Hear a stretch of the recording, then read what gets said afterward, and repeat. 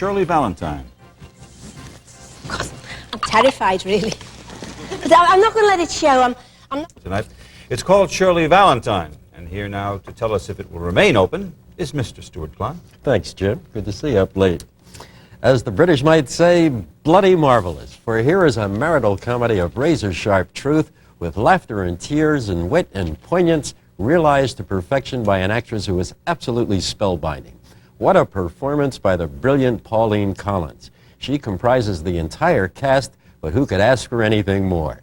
She plays a 42-year-old Liverpool housewife. Her two children have grown up and moved away, and she's trapped in a boring marriage with a dull and demanding husband. Imagine a face on him wall if he had to look after himself for 2 weeks. Jesus, if I go to the bathroom for 5 minutes, he thinks I've been hijacked. As Shirley Valentine talks to the kitchen wall, she is hilarious. She says marriage is like the Middle East. There is no solution. And that leads to ruminations on her sex life, or lack of it, and her silly kids, her boring husband, and a ditzy neighbor. Jane's my mate. Now, she's a feminist. Well, she likes to think she is, you know. She reads Cosmopolitan. And she says that all men are potential rapists. Even the Pope. She does hate men. She divorced her husband, you know. I never knew him. It was before I met her. Apparently, she came home from work one morning and found him in bed with the milkman. Honest to God. The milkman. Well, from that day forward, Jane was a feminist. And I've noticed she never takes milk in her tea. But underneath the laughter is the sad fact of an empty life. She describes herself as a robot, following orders like R2 bleedin' D2. And she hates it.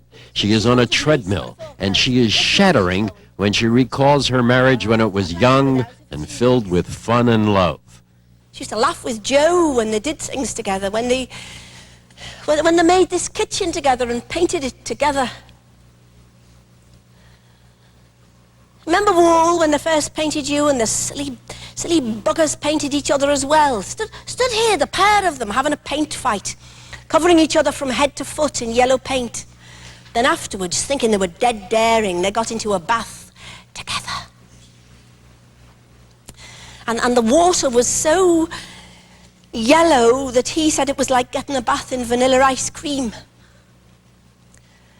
And Shirley Valentine washed his hair for him and kissed his wet head